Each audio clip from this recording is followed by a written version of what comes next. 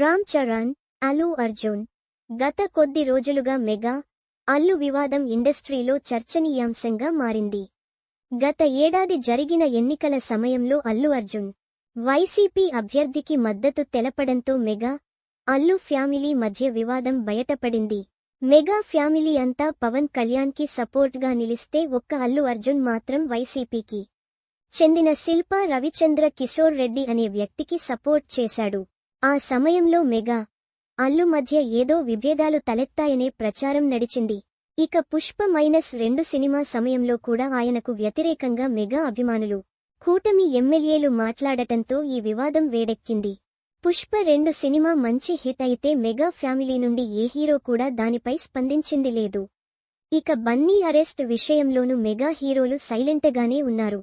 ఈ పరిణామాలు చూస్తుంటే మెగా అల్లు ఫ్యామిలీ మధ్య దూరం మరింత పెరిగినట్టు అయింది. ఇక గురువారం mega power star Ram Charan పుట్టినరోజు కాగా ఆయనకి ఇండస్ట్రీ నుండే కాక సొంత ఫ్యామిలీ నుండి శుభాకాంక్షలు వెల్లువెత్తాయి.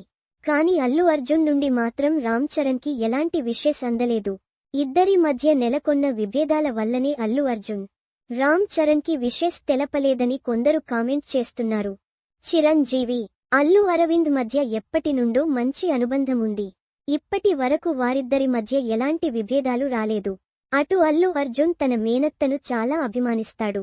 రామ్ చరణ్ కూడా తన మేనమామ అరవింద్ని ఎంతో ఇష్టపడతారు. అల్లు అరవింద్తో తాను సరదాగా ఉంటానని, పార్టీలకి పబ్లకి అతనితోనే కలిసి వెళతానని ఓ ఇంటర్వ్యూలో కూడా రామ్ చరణ్ చెప్పారు. మరి అందరూ బాగానే ఉన్నా చరణ్ బన్నీల మధ్య ఎందుకు ఈ గ్యాప్ అని ఫ్యాన్స్ బాధపడుతున్నారు.